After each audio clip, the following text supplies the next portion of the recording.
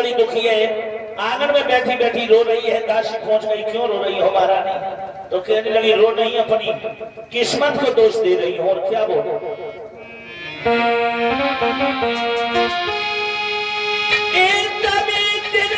संतान भाई और सब प्रजा हंसी उड़ाती है, और कोई राजा कुंडी बल बताए ना है, कोई हमको बात कहती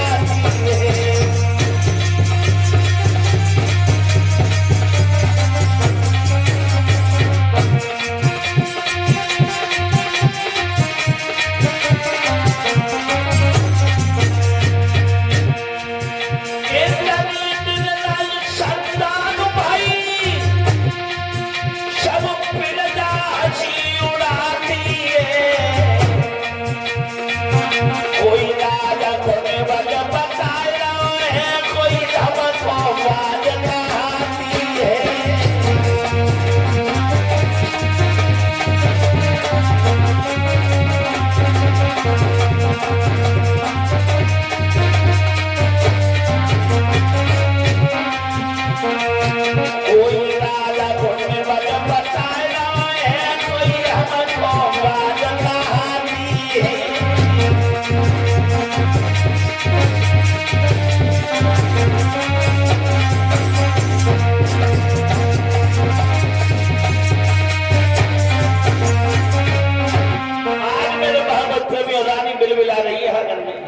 इधर महाराज भी दरबार में बैठे हैं और कभी मन बड़ी दुखी है।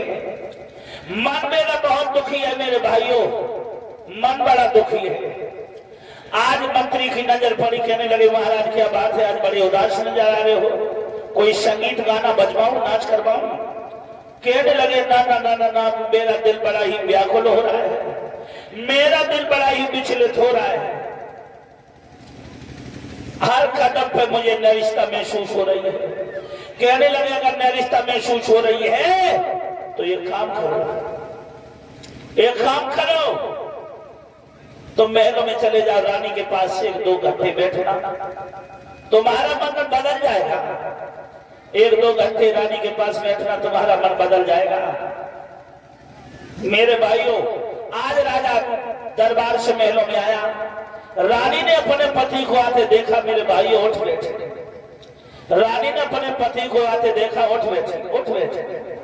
सुंदर आसन डाल दिया, अपने महाराज को बैठाला, सुंदर पात्र में जल दिया, लेकिन महाराज के आंखों से आंसू छलक पड़े। आंसू महाराज छुपा नहीं पाए।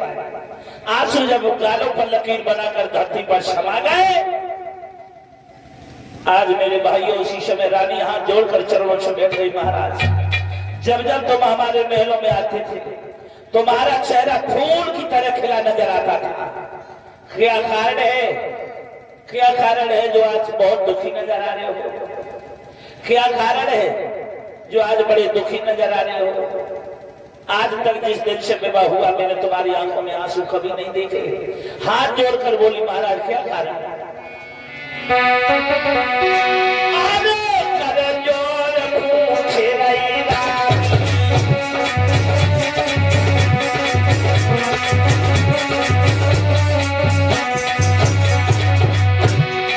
अरे कर जोर पूछ रही रानी, और पद काया जो जगमगा।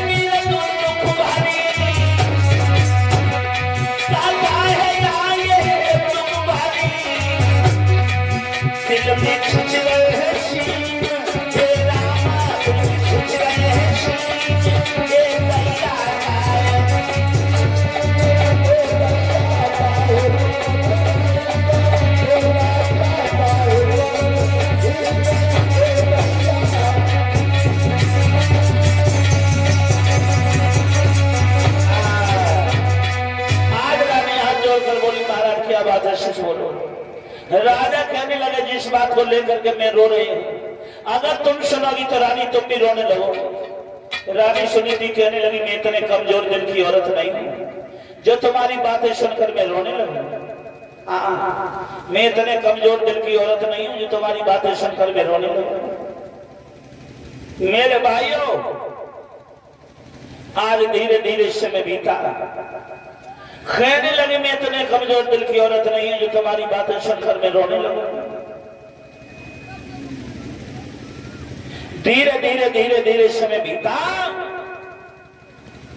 कहने लगी मेरी प्यार का सच बोलो, आखिर बात क्या है? तुम तो जानती हो महाराज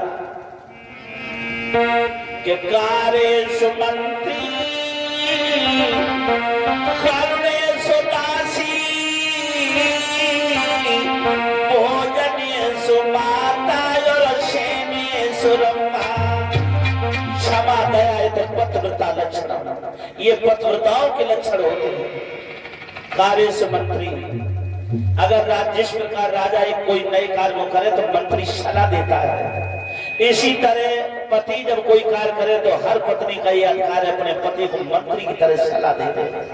हाँ, और करुणेषु दासी, दासी जैसी अपने पति की सेवा करे, दासी जैसी पति की सेवा करे। भोजनेषु माता, जब भोजन जमावे तो माँ जैसी ममता हो। जिस तरह बच्चा कितना भी रूठ जाए, मैया बिलमा के भोजन जरूर कराए। शयनेषु रम्भा, रम्भा जैसा प्यार दे। मेरे भागवत प्रेमियों, लिखा तो ये है कि नार बही नार नीचे को न बहाए चले, हाथों पैर पत्नी बजावे जावे तारी।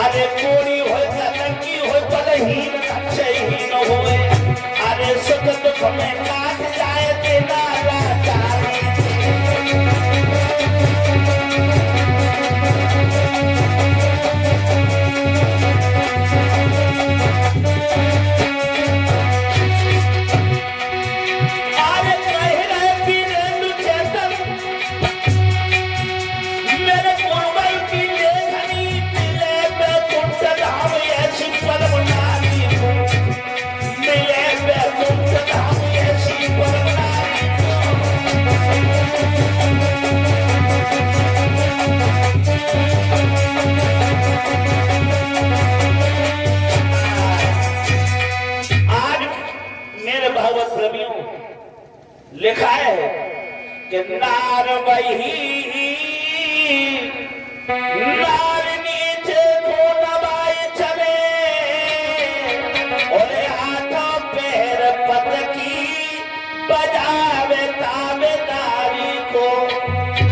ओढ़ी हुए कलंकी हुए बलहीन धनशहीन होवे, और सुख दुख में काट जाए दिलाला चारी के। कह रहे वीरेंद्र चेतन ये कवियों की लेखनी, और मिले वैकुंठ धाम ऐसी परम नारी को। ऐसी पतिव्रताओं को सदा वैकुंठ में वास होता है। हाँ, अपना पति चाहे कितना बलहीन हो, धन से हीन हो जाए, बीमार हो जाए, कोड़ी हो जाए, कलंकी हो जाए, फिर भी पत्नी को पति को साथ नहीं छोड़ना चाहिए किसी साथ। और मेरे भागवत प्रेमियों, लेकिन आजकल क्या है? आजकल तो ये है शादी भाई, और शादी भाई क्या चाहती है? सीपी से पानी लाए और रोटी न खोए, जरा सोए न हो, और दिल बहलाने के लिए कोई मेरे संग सहेली हो।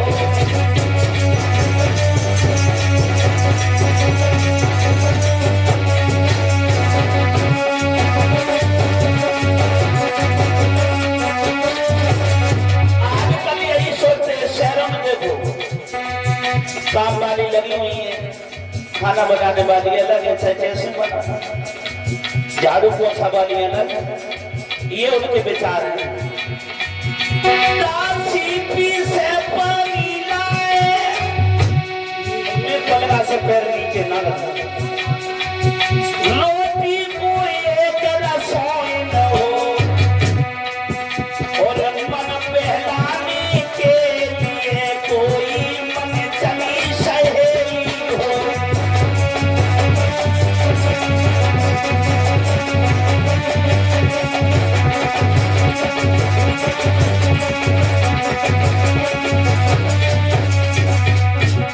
मेरे भागवत प्रेमियों सोच रही है पलड़ा से पैर नीचे न दे, हुई पलगई पे चाय मिले, पानी मिले, खाना बनाने वाली हुई खाना लेकर आए, और एक मेरे संग में कोई मन चली सहेली हो जो बातें करता बैठे बैठे बातें करता। हाँ ये सोचती है।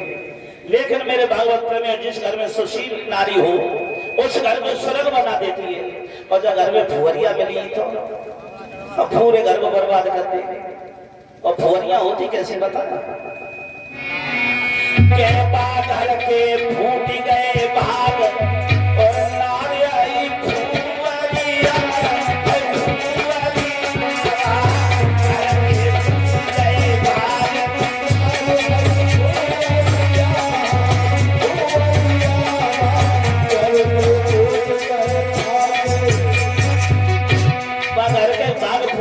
जिस घर में नारी भुवरिया आ जाए। अब तुम सोच रहे हो वो भुवरिया होती कैसे, उनकी लक्षण क्या है, तो मैं लक्षण बताऊं। पर सवेरी उठे अवेरी घर घर फिर, उन्हें जय पतो ना कि कब दिन मत कल सोचे न मत पाए हो लगा गंदा पर रहा। हाँ और सही संजय के पर रहे हैं, उठे क्या जब धूप लगने लगे 8 बजे सोए के उठी, फिर अपनों घर में देखे अपनी रसोई में देखे कि हमने चौका लगाओ, पड़ोसन के घर तो काम कर अब दूसरे घर देखे। और पर सवेरी उठे अवेरी घर घर फेरी,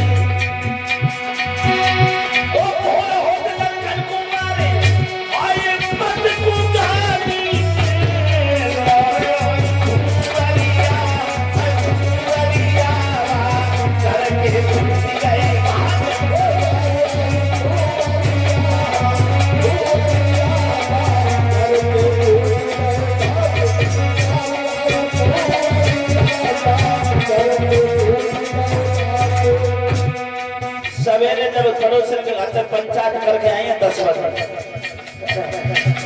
बसंत पूरी गुस्सा उतारी, सवेरे से कहाँ तो पकड़ी बात तो चाहते थे वो उन पैपा बाजार लगे बैठ के। अब दूसरा तू कहाँ सवेरे तूने पानी पानी नहीं कैसे न करो, बाकी बात पकड़ी चाट चाहते बात वो वन ना लगो बैठ पूरे घर में चली चिंगार पड़ी। जब पति आए ये बच्चे को खाए मारो तेरी लाश सवेरे बोले करियो अब आओ, तेरी पंचायत पूरी ना हो पद कब तेरी घटनी कब बढ़े, पति को लग गई अब फिर तेल से चौपाई हुई है। अब फिर जब तक 12 बजिए और जब तक 12 बजिए अब रोटी बनाए बिल चलिए, फिर और कच्चे लोटे ऊपर जैसे मोटे पतरेदार जल्दी जल्दी जैसे कंडा न खाते ना तो ऊपर जैसे कौन मोटी कौन पतली कौन मोटी कौन सिकी कौन कच्ची, और कच्चे लोटे ऊपर जैसे मोटे पतरेदार और जब तक ज्यादा लाल बनाते आई पत्थर के जीवरा मारे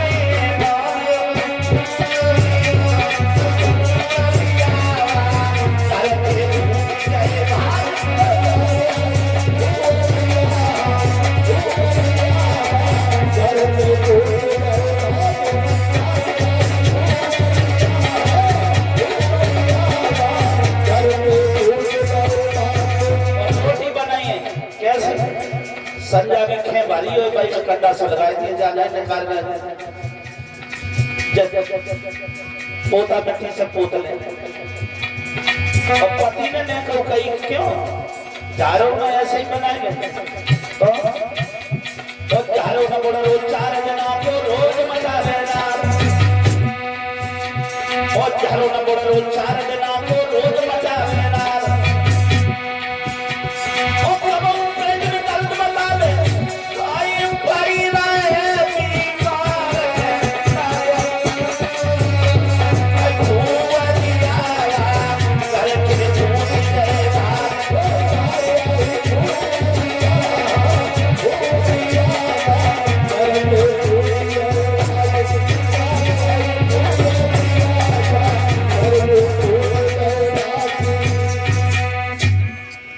ऐसी होती है 4 दिन हुई का झाड़ू न लगे पति ने कह दी मेरे पेट में पीर हो तुम्हें तो अपना अपना दुख समझ प्यारो लगा था अपना अपना दुख समझा हमारी तुमने कबो पूछी खटिया परी में काय परी है काय परी थी कबो पूछी रोज पेट में दर्द हो तो पता नहीं पथरी हुई क्या हुई हाँ तुमने आज तक मेरी कबो दुख सुख में कबो दुख पूछो कि तू काय को परी है टुनटुना की अम्मा काय परी तुमने कबो पूछी एक बार नहीं पूछी आए करके चले गए और ऐसी परी रे पति जाने के खाने नहीं खाओ पूरा दिन हुई वो जो पति का सने करियो तो गरम गरम बनाओ हलवा और खाए फिर जाइए हाँ ऐसी होती है बोलो गोविंद भगवान की आज मेरे भागवत प्रेमियों आज पतिव्रता रानी सुनी थी अपने पिया के दोनों हाथ जोड़े बैठे महाराज देखिए वो भी रानी थी पतिव्रता ऐसी होती है मेरे भाइयों आज कहने लगी महाराज मैं इतने कमजोर दिल की औरत नहीं हूं जो तुम्हारी बातें सुनकर रोने लगूंगी बताओ तो महाराज कहने लगे रानी है नरनाथ सुनो प्रिय बात का कहूं तो सुन और तेरे नाय भाई कोई संतान री तो शिव लगियो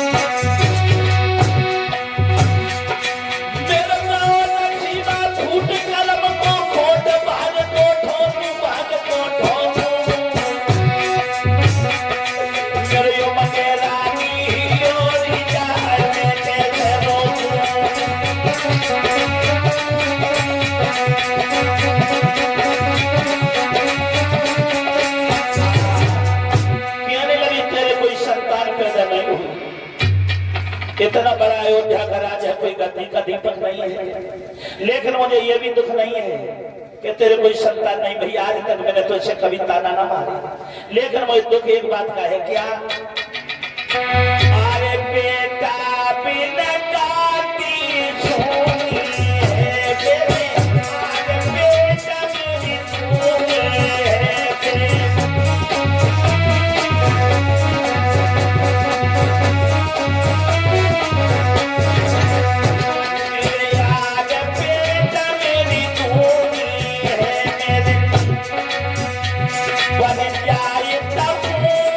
सोनी है तेरी हुई जाए शेर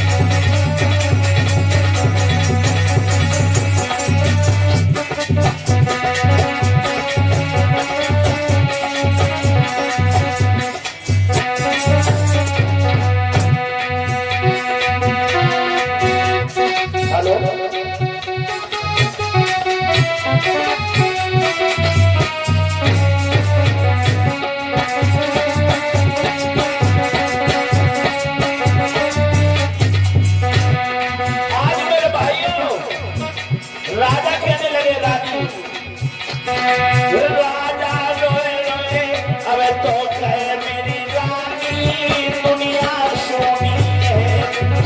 राजा रोए रोए अब तो कहे मेरी रानिया दुनिया सोनी है।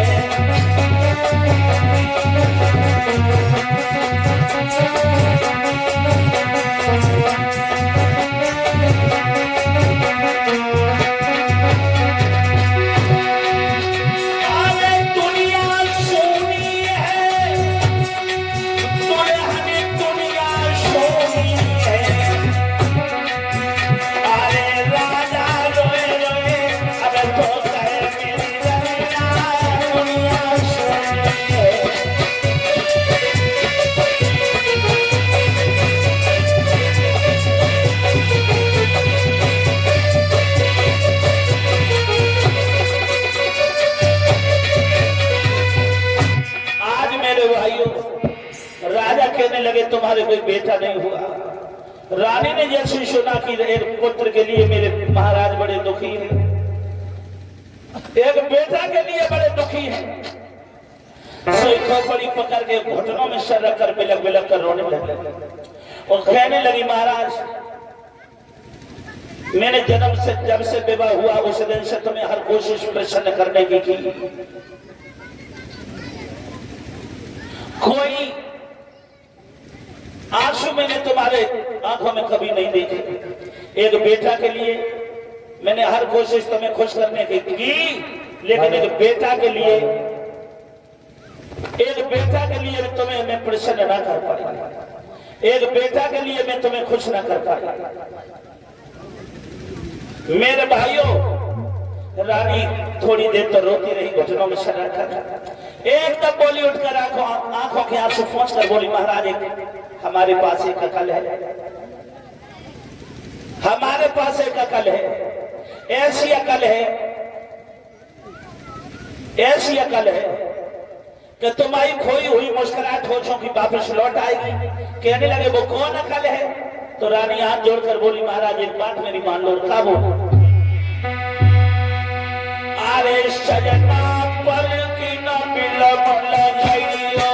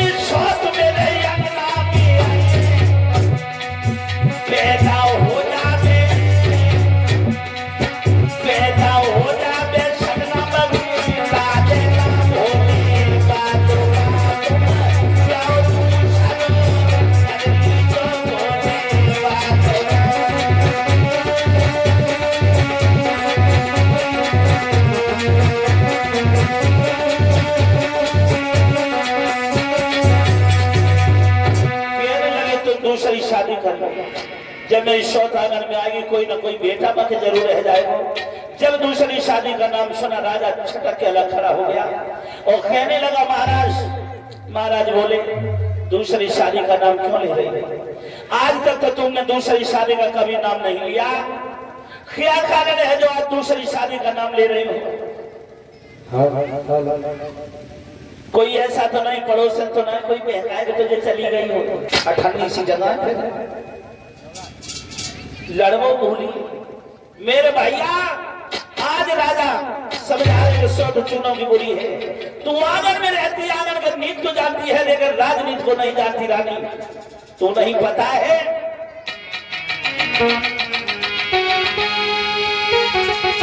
राजनीति कहती है और करते दे पर होई चौथ बने, करते दे पर है चौथ बने,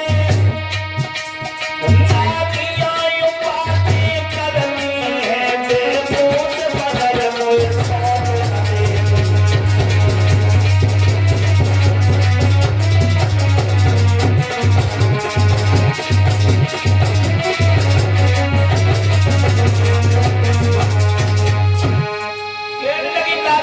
करती है मेरे जीवन में मौत आ जाए सोचना है। और बोले कि जिस खेत में पैदा बोल नहीं,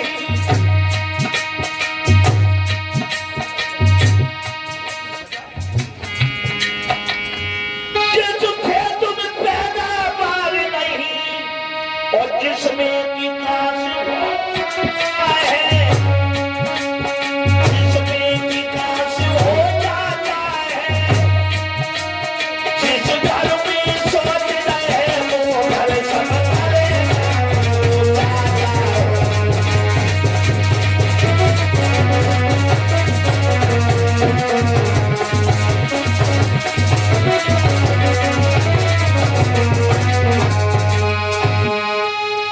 है मौत बुरी लेकिन अच्छी है, कई बार तो आती है, कई बार तो आती है, सोच से सोच हर तरह जवाब जवाब।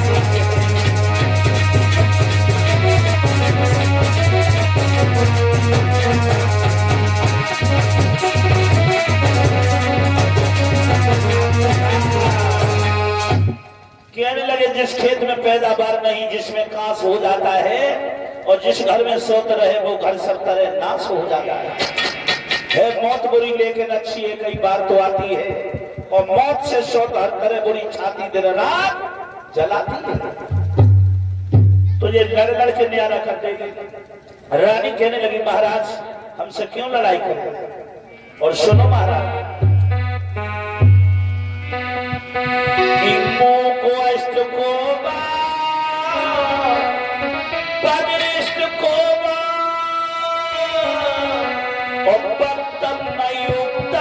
समय समर्थम तथ्यम सुपथ्यम श्रीरोथ वाक्यम और विश्वास पात्र ना के वायस्तुना। मेरे भाइयों, मुंह को अष्ट को बात, गूंगा कौन है जो किसी को अच्छी सीख ना दे सके? वो गूंगा ही है। खूब बोल लेता हूं, अगर किसी को अच्छी सीख ना दे सके वो गूंगा। लिखा है शास्त्रों में, मुंह को अष्ट कोबा, गूंगा कौन है जो किसी को अच्छी सीख ना दे सके? बदरिष्ट कोबा, बहरा कौन है जो किसी की अच्छी सीख ना ग्रहण सके? जो किसी की अच्छी सीख ना माने वो बहरा है। हाँ, लिखा है, बिल्कुल सत्य बात है। अगर अच्छी सीख खाओ की ना माने तो काय को कानन बादो, बहरा है। भक्तम न युक्तम समय समर्थम तथ्यम सुपथम श्रृणोत वाक्यम ना विश्वास पात्र किमास्तु नारी। स्त्री पर कभी विश्वास नहीं करना चाहिए, ये लिखा है। रानी सुनीति कहने लगी लेकिन महाराज तुम यही कहना चाहते हो नारी पर कभी विश्वास नहीं करना चाहिए, लेकिन 5 उंगलियां बराबर नहीं होती।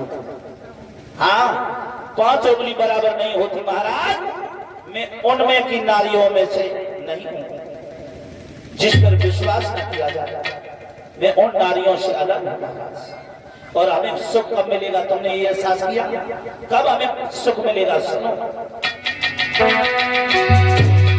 सोच करो किस काज, सुनो महाराज रहूंगा क्या कारी, और जो मेरी सोच की लगा हुई जाए मोहे पूरी सुख भाग।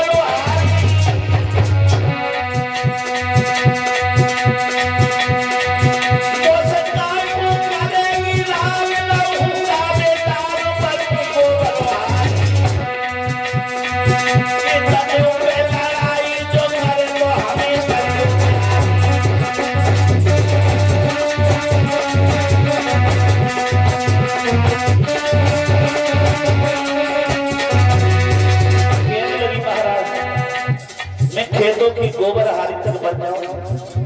इतने पे मेरी शौत अब हमसे लड़ाई करे तो हमें न्यारो करनी जो मेरी शौत के संग खुशी खुशी बने रहे हमारा और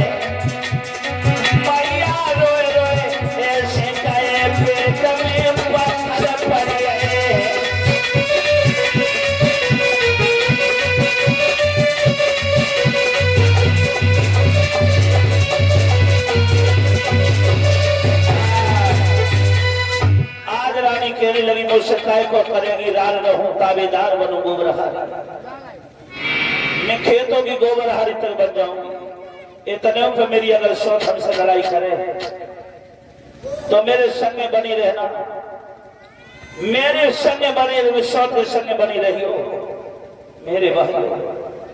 रोने धोने में पूरी रात गुजर गई, रोने धोने में पूरी रात गुजर गई। जब सुबह हुआ महाराज दरबार में आए। जब महाराज दरबार में आए दरबार के लोग खड़े हो गए कि राजा बोले हमसे भागे के लिए कोई सत्कार आदर मत करो, कोई ना करो। महाराज घुटनों में सर रखकर फिलक फिलक कर रोने लगे। मंत्री ने अपनी गांव में भर लिया और मंत्री बोला महाराज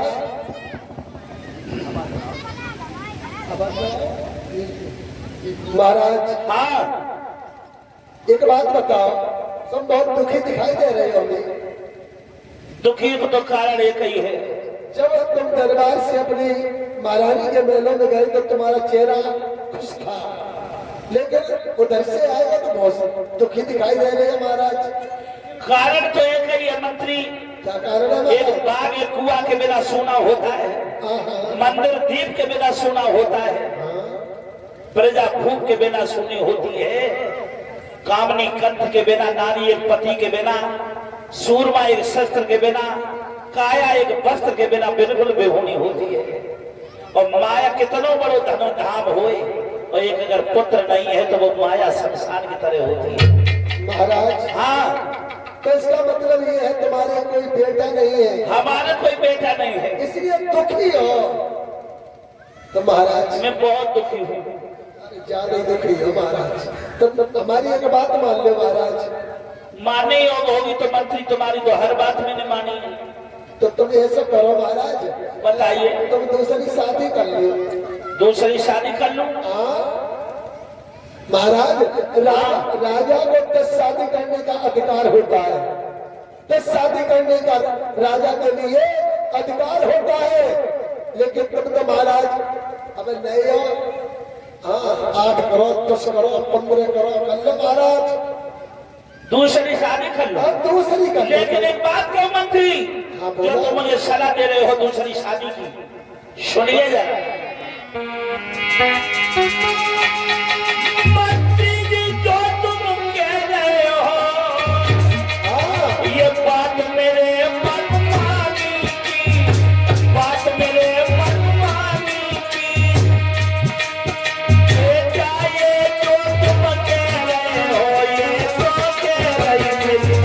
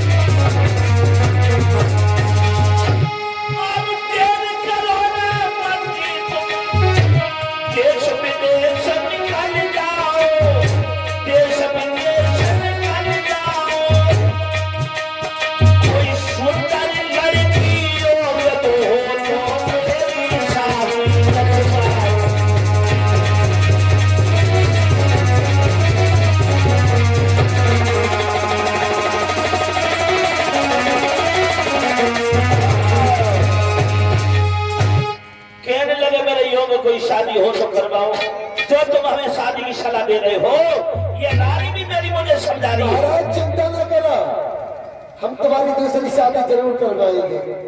मेरे भागवत प्रेमियों, धीरे धीरे समय बीतता चला गया, समय बीता धीरे धीरे चला गया, धीरे धीरे समय बीता। एक सुरक्षी नाम की लड़की के साथ महाराज का विवाह तय हुआ।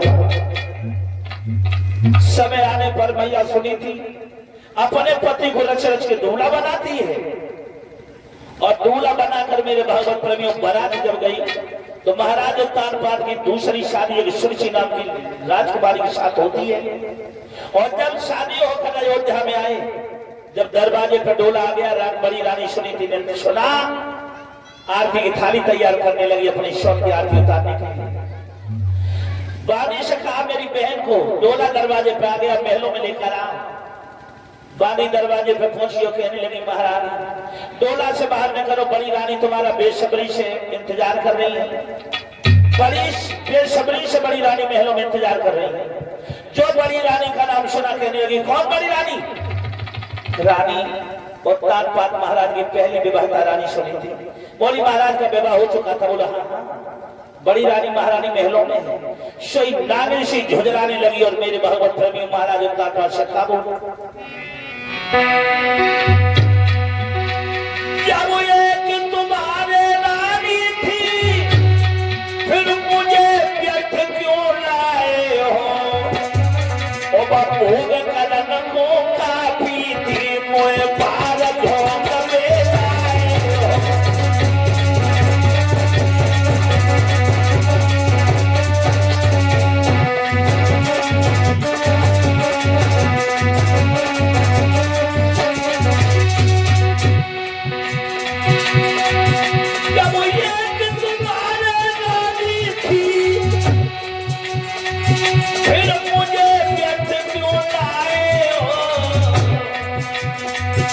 बापू कदन को काफी थी मोए भारत में लाए हो।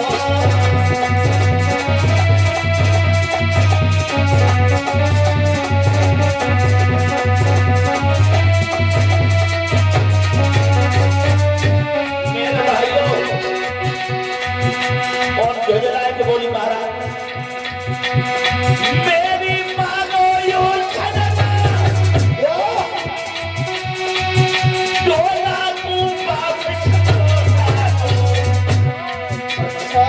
तुम्हें शौक के संग बने रहो यार की संख्या भिजवा दो।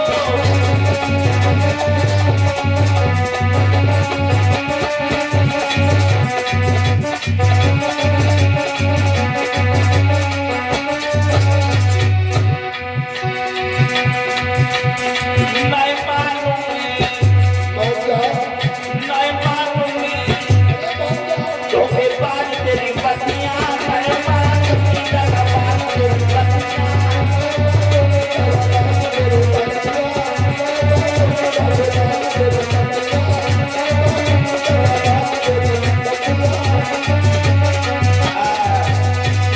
रानी महाराज झुंझला कर कहने लगी एक पल भी नहीं रहूंगी।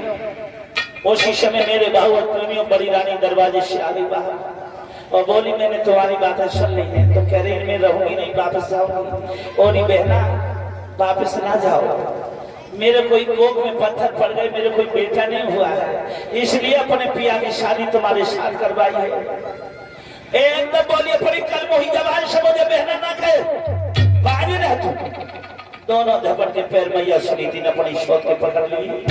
वो कहने लगी बाहर नहीं जाने दूं, वापस नहीं जाने दूंगी। कहने लगी अपने गंदे हाथों से मेरे पैर छोड़ छोड़ पैर। और जब पैर नहीं छोड़े लोगों एक छाती में लात मारी है। मैया की आरती की थाली छिप गई, छिप गई। उठ के बैठे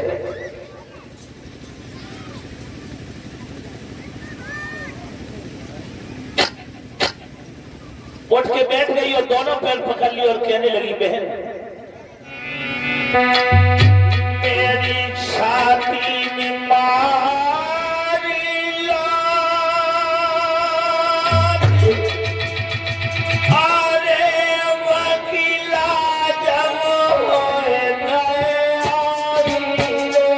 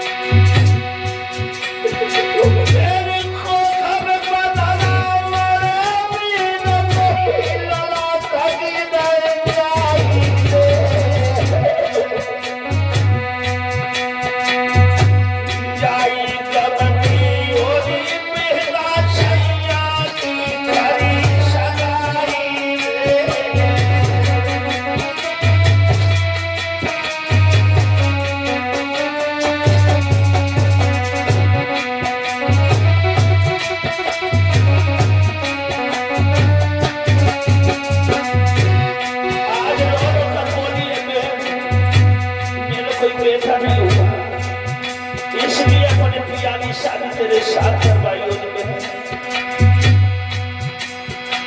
बात सुनागा और बोली मैं तेरी दासी की दासी बनकर अपना जीवन काट लूंगी, एक दासी को दासी बनकर जीवन काटूंगी। और बोली बेटा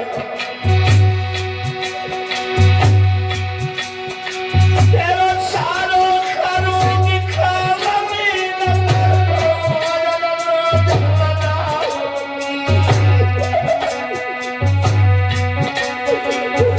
रोटी हमें देती रहिए